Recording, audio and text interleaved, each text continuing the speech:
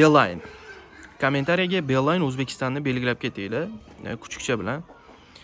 Agar ko'rib turgan bo'lsanglar, men sizlardan juda ham noroziman. Birinchidan, svyazinglar juda ham yomon, juda ham o'ta yomon. Ikkinchidan, narx ko'tardinglar, 20% ga ko'tardinglar.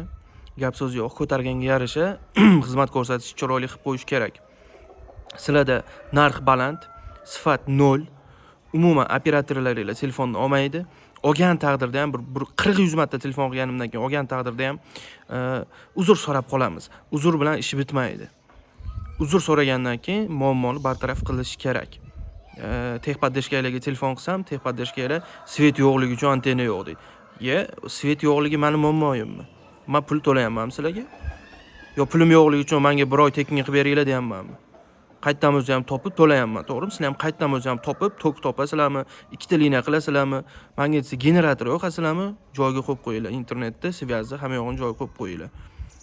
Men sizlardan juda ham noroziman.